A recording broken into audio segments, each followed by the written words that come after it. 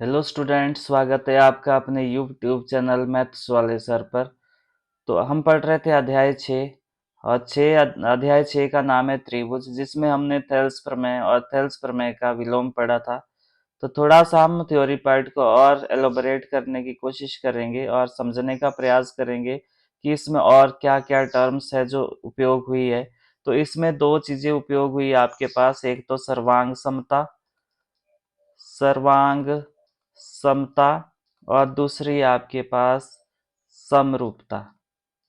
तो इन दोनों टर्म्स को हम समझने का प्रयास करेंगे। वैसे आप पिछली क्लास में सीखते आ रहे हो, पिछली क्लास से, कि सर्वांग सम मतलब हर तरफ से जो समान है, हर तरफ से जो समान है, हर प्रकार से समान, उसको क्या बोलेंगे आप? सर्वांग समता। तो जैसे कि आपके पास एक रेखाखंड है, जैसे मान लो ये ए बी रेखाखंड है और दूसरा आपके पास पी क्यू रेखाखंड है। ये भी 6 सेंटीमीटर है और ये भी आपके पास 6 सेंटीमीटर है। तो ये बराबर है, तो इसका मतलब ये सर्वांग सम है। क्यों? क्योंकि अगर इस ए बी रेखाखंड को आप उठा के इस पी क्यू के ऊपर रखोगे तो ये पूरी तरह से ढक जाएगा। तो ये क्या हुआ? आपके पास सर्वांग सम हुआ। अब दूसरा मेरे पास एक वर्ग है, एक वर्ग बनाया मैंने यहाँ पे। ये आपके पास पी क्यू आर वर्ग है, आपके पास पी क्यू आर और एस, और दूसरा वर्ग मेरे पास ए बी सी डी है, ए बी सी और डी है। तो यहाँ पे भी ये 90 डिग्री की कोण बना दो और इसकी प्रत्येक भुजा जो है वो 6 सेंटीमीटर है। मान लो ये 6 सेंटीमीटर और इसकी भी प्रत्येक भुजा 6 सेंटीमीटर है। तो ये जब वर्ग आप उठाओगे और दूसरी आकृति के ऊपर रखोगे तो ये आकृति पूरी तरह से ढक जाएगी। और ऊपर से इसमें और क्या है कि प्रत्येक कोण 90 डिग्री का और प्रत्येक भुजा भी दोनों आकृति में 6 सेंटीमीटर। देखो हमारे हाथ का जो ये हाथ है, हाथ भी सर्वांग सम आकृति का उदाहरण है, क्योंकि जो हाथ है आपका, दूसरा हाथ इसको संपूर्णतः ढक देगा और इसको क्या बोलेंगे आप? सर्वांग समता। तो ये हम आकृतियों में बात करेंगे। जैसे कि आपके पास समबाहु त्रिभुज है। मान लो आपके पास एक त्रिभुज है, समबाहु समबाहु त्रिभुज। ये भी समबाहु त्रिभुज मान लो, ये भी इसमें 7 सेंटीमीटर है और ये भी 7 सेंटीमीटर है। ये ए बी और सी है आपके पास, ए बी सी, और ये पी क्यू आर है।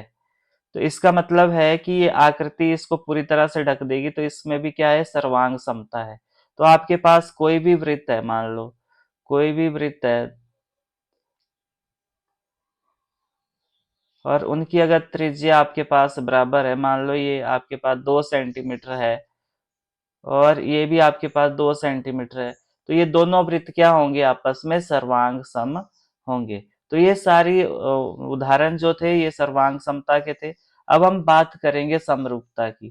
तो बहुभुज में, कोई भी बहुभुज है आपके पास, बहुभुज, बहुभुज में समरूपता की बात करेंगे हम। तो बहुभुज में समरूपता, समरूप मतलब उसका रूप सेम हो, आकृति सेम हो जिसकी, ऐसा बहुभुज है आपके पास, तो वो समरूपता होगी उसमें। फॉर एग्जाम्पल आपके पास ये वृत्त है और ये वृत्त है, इसकी जो त्रिज्या है वो 3 सेंटीमीटर है और इसकी आपके पास 2 सेंटीमीटर है। तो ये सर्वांग सम तो है नहीं, क्योंकि ये पूरी तरह से ढकेंगे नहीं एक दूसरे को, परंतु इसमें क्या है? समरूपता है, क्योंकि ये क्या है? एक दूसरे की तरह दिखते हैं, मतलब इनकी आकृति लगभग सेम है। जैसे कि आपके पास कोई त्रिभुज ले लो, ये समबाहु त्रिभुज है, ये समबाहु त्रिभुज है पी क्यू आर, और ये ले लिया मैंने दूसरा A B C, A B C. तो ये भी क्या होंगे? आपके पास समरूप होंगे, परंतु हम इसमें और अभी थोड़ा सा और पढ़ेंगे कि त्रिभुज की समरूपता, त्रिभुज की समरूपता यानी कि त्रिभुज कब समरूप होंगे वो हम बात करेंगे। तो त्रिभुज की समरूपता के लिए दो बातें पता होनी चाहिए आपको, कि नंबर 1 पे तो उनके जो संगत कोण है, संगत कोण वो बराबर होने चाहिए, संगत कोण बराबर होने चाहिए, उनके संगत कोण बराबर होने चाहिए। और दूसरे नंबर पर क्या होगा कि उनके जो संगत भुजाएं हैं, संगत भुजाएं समानुपात में होनी चाहिए, भुजाएं समानुपात अनुपात में होनी चाहिए, समानुपात में होनी चाहिए। तो चलो मैं यहाँ पे एक उदाहरण के माध्यम से आपको समझाने का प्रयास कर रहा हूँ। मान लो ये त्रिभुज है आपके पास और एक ये दूसरा है, इनको कोई भी नाम दे सकते हो आप। इसको नाम दे दो ए बी और सी, और इसको नाम दे दो पी क्यू और आर। तो मान लो ये 50 डिग्री है और ये 60 डिग्री है, और ये आपके पास 70 डिग्री है ये वाला। तो यहाँ पे भी ये 50 डिग्री है, ये 60 डिग्री है और ये 70 डिग्री है। और जो ये वाली भुजा ये 2 सेंटीमीटर है और ये 4 सेंटीमीटर है, ये 3 सेंटीमीटर है और ये 6 सेंटीमीटर है, और ये मान लो 5 सेंटीमीटर है और ये 10 सेंटीमीटर। तो ये आकृतियां क्या समरूप है? सर्वांग सम तो है नहीं ये। क्या ये समरूप है? समरूपता के लिए आपको क्या बोला था मैंने कि नंबर 1 पे आपने क्या देखना है? संगत कोण। तो हम देख लेते हैं कि संगत कोण। तो संगत कोण देखो, बी का संगत कोण कौन सा है? बी का संगत कोण क्यू है, कि संगत मतलब साथ वाला, और कितने का? ये 50 डिग्री का है। इसी तरह ए का संगत कोण क्या है आपके पास? पी कोण संगत है और ये आपके पास 60 डिग्री है। इसी तरह कोण सी का संगत कोण क्या है? कोण आर है, और ये कितना है आपके पास? 70 डिग्री है। तो आपने यहाँ पे देखा कि जो इनके संगत कोण है वो क्या है? बराबर है। इसी तरह हम बात करेंगे इनकी भुजाओं की। संगत भुजाएं क्या ये समानुपात में है? संगत भुजाएं, संगत भुजाएं तो ए बी की संगत भुजा कौन सी है? ए बी की संगत भुजा है पी क्यू। तो ए बी कितना है? 2, और पी क्यू कितना है? 4। जब काटोगे तो 1/2 आया। इसी तरह बी सी की संगत भुजा कौन सी है? बी सी की क्यू आर, और ये 5 है और ये 10 है। तो ये आएगा, जब काटोगे तो 1/2। इसी तरह जो आपके पास ए सी भुजा है उसकी संगत भुजा कौन सी है? P R. तो ये आपके पास 3/6। जब काटोगे तो कितना आया? 1/2। तो आपने ये देखा कि जो इनकी भुजाएं हैं वो भी क्या है? समानुपात में है। तो आप क्या बोलोगे कि जो त्रिभुज ए बी सी है, त्रिभुज ए बी सी है वो क्या है? समरूप। ये समरूप का निशान है ये वाला, किसके? त्रिभुज पी क्यू आर के। ये तो थी त्रिभुज की समरूपता की बात। अगर कोई भी बहुभुज है आपके पास, चाहे वो चतुर्भुज है चाहे पंचभुज है, तो आपने ये चीजें दोनों नोटिस करनी है। अगर ये दोनों चीजें आपकी दोनों कंडीशनें फुलफिल हो जाती है, पूरी हो जाती है, तो वो बहुभुज क्या होगा? समरूप होगा। और अगर हम बात करेंगे किसकी? सर्वांग समता की, तो हम सर्वांग समता नेक्स्ट पेज पे पढ़ते हैं। सर्वांग समता हम बात करेंगे त्रिभुज की, त्रिभुज की सर्वांग समता की बात, त्रिभुज की सर्वांग समता। तो हमने 9th क्लास में सीखा था, उसी को रिकैप्चुलेट करवाता हूं मैं आपसे। त्रिभुज की सर्वांग समता। तो त्रिभुज की सर्वांग समता का निशान ये होता है, और त्रिभुज की सर्वांग समता के बारे में डिस्कस करेंगे। सर्वांग सम मतलब जब पूरी तरह से एक त्रिभुज दूसरे त्रिभुज को ढक देगा। तो आपके पास यहाँ पे एक था डबल ए गुणधर्म। डबल ए क्या है? ए क्या है आपके पास यहाँ पे? कोण। यानी कि आपके पास ये कौन सा गुणधर्म था? कोण कोण कोण गुणधर्म, कोण कोण गुणधर्म। तो क्या था इसके अंडर? मान लो आपके पास एक त्रिभुज है, इसको नाम दिया मैंने ए बी और सी, और दूसरा त्रिभुज है मेरे पास पी क्यू आर। तो इसमें मान लो ये 60 डिग्री है, ये 70 डिग्री है, और ये कितना? 50 डिग्री है। तो ये भी आपके पास मान लो 60 डिग्री है, ये 70 डिग्री है और ये 50 डिग्री है। तो यहाँ पे आपने देखा कि जो इनके संगत कोण है ना, मतलब कोण ए किसके बराबर है, कोण पी के, और कोण बी किसके बराबर है, कोण क्यू के, और कोण सी किसके बराबर है, कोण आर के। तो ये कौन सा है, ये भी कोण है और ये भी कोण है और ये वाला भी कोण है। तो आप क्या बोलोगे कि जो त्रिभुज ए बी सी है वो आपके पास समरूप सर्वांग समय किसके, त्रिभुज पी क्यू आर के। इसी तरह आपने हाँ एक और पढ़ा होगा ट्रिपल एस गुणधर्म, यानी कि एस का मतलब है साइड, साइड मतलब भुजा। तो यहाँ पे क्या है, भुजा, भुजा और भुजा गुणधर्म। तो क्या है इसमें कि अगर इसकी संगत भुजाएं अगर समानुपात में है, संगत भुजाएं बराबर है, समानुपात में नहीं, बराबर, ए बी और सी, और दूसरा मेरे पास है पी क्यू आर। तो मैं यहाँ पे ऐसे डिनोट कर रहा हूँ इसको, ये इसके बराबर है, ये वाली भुजा इसके बराबर है और ये वाली भुजा इसके बराबर है। तो यानी कि आपके पास जो ए बी भुजा है वो किसके बराबर है, पी क्यू भुजा के बराबर, बी सी भुजा किसके बराबर है, क्यू आर के बराबर, और ए सी भुजा किसके बराबर है, पी आर भुजा के बराबर। तो ये क्या है आपके पास, भुजा, और ये क्या है आपके पास, भुजा, और ये भी भुजा है। तो आपके पास त्रिभुज ए बी सी सर्वांग सम हो गया किसके, त्रिभुज पी क्यू आर के, कौन से नियम द्वारा, ट्रिपल एस नियम द्वारा, ट्रिपल एस गुणधर्म, यानी कि भुजा भुजा भुजा गुणधर्म द्वारा।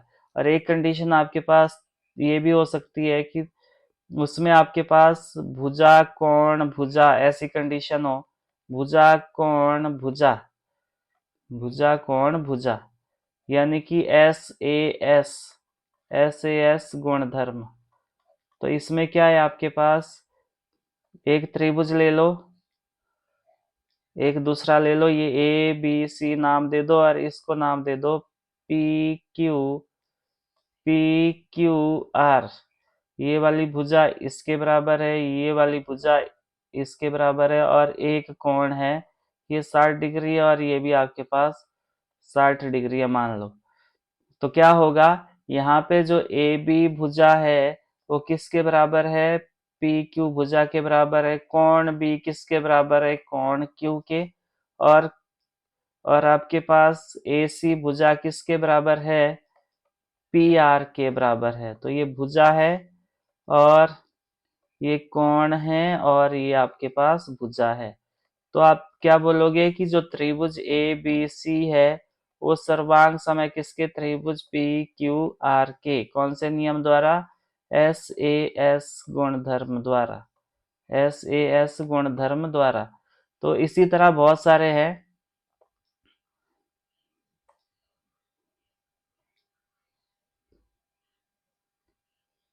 चलो ठीक है, फिर इसी तरह आपके पास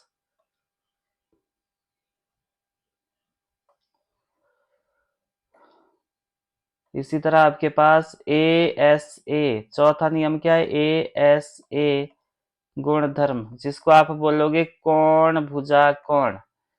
तो मैं यहाँ पे एक त्रिभुज बना रहा हूँ A B C, A B C, और दूसरा बना रहा हूँ यहाँ पे P Q R, P Q R.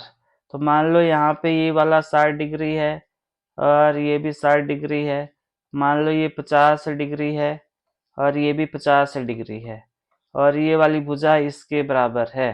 तो यहाँ पे आपने देखा कि कोण ए किसके बराबर है, कोण पी के, और ए बी भुजा किसके बराबर है, पी क्यू भुजा के बराबर है, और कोण बी किसके बराबर है, कोण क्यू के। तो आपने देखा ये आपके पास कोण है और ये वाली भुजा है और ये वाला कोण है।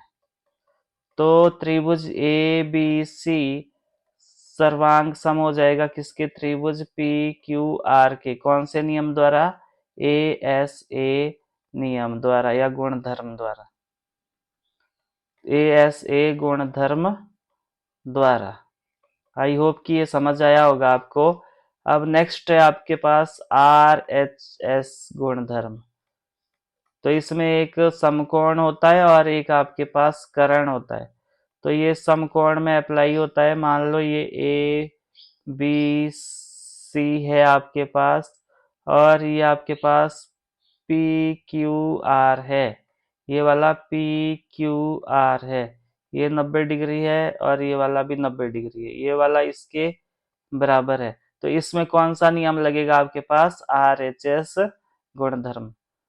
तो आप समझ गए होंगे कि सर्वांग समता क्या होती है। तो त्रिभुज की सर्वांग समता के लिए आपको 3 चीजें बराबर सिद्ध करनी पड़ेगी, या उसके संगत कोण देख लो या संगत भुजाएं देख लो, कोण भुजा कोण देख लो, परंतु 3 चीजें बराबर जब सिद्ध कर दोगे तो वो त्रिभुज क्या हो जाएगा, आपस में सर्वांग सम हो जाएगा। और समरूपता की मैंने बात करी थी कि जिसका आकार सेम हो, जिसका आकार सेम हो उसको, उसमें क्या होगा आपके पास, समरूपता होगी।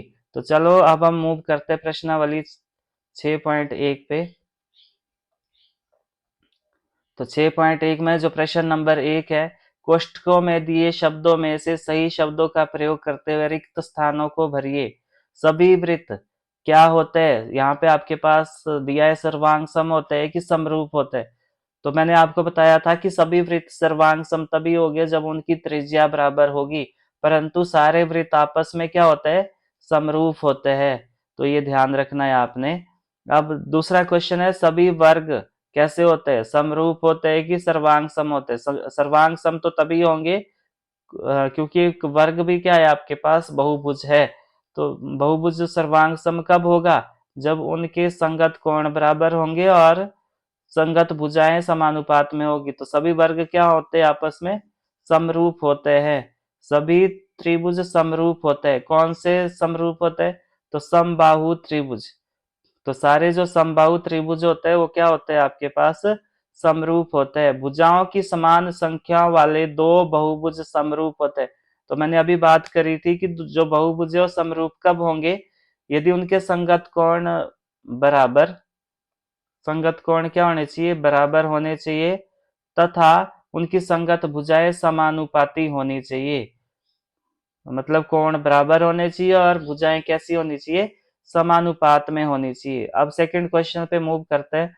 निम्नलिखित युग्मों के दो भिन्न भिन्न उदाहरण दीजिए। समरूप आकृतियां, तो ऊपर से ही आप यहां से उठा सकते हैं कि एक तो आपकी समरूप आकृति कौन सी होगी, एक तो आपके पास समबाहु त्रिभुज हो गया और दूसरा क्या हो गया आपके पास, वृत्त हो गया। तो सारे वृत्त क्या होते हैं, आपस में समरूप होते हैं। ऐसी आकृतियां जो समरूप नहीं है, तो इसमें तो कुछ भी लिख सकते हो आप कि, जैसे आपके पास वृत्त है और आपके पास त्रिभुज है। सॉरी, तो पहला उदाहरण ही हो गया।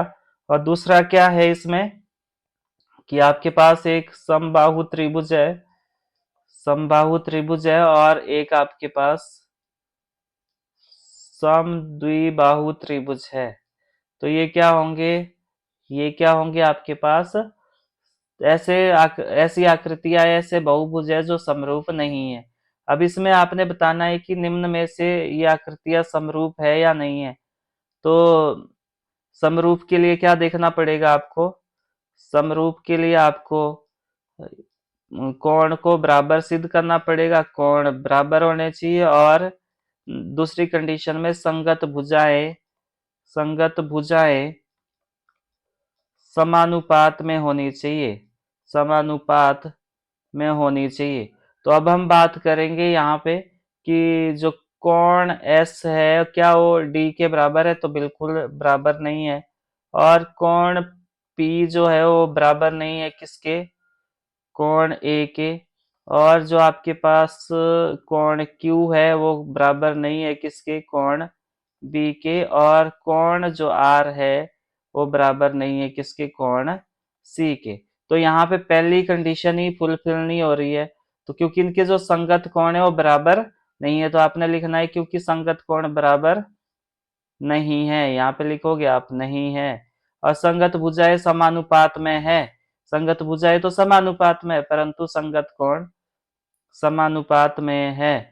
ये यहाँ पे एक कंडीशन फुलफिल हो रही है परंतु दूसरी कंडीशन फुलफिल नहीं हो रही है, तो आप क्या बोलोगे कि ये आपस में समरूप नहीं है। जैसे कि एस पी की संगत भुजा कौन सी हुई, एस पी की संगत भुजा है आपके पास डी ए, ये आपके पास 1.5 है और ये आपके पास 3 है, तो काट के ये आया 1/2।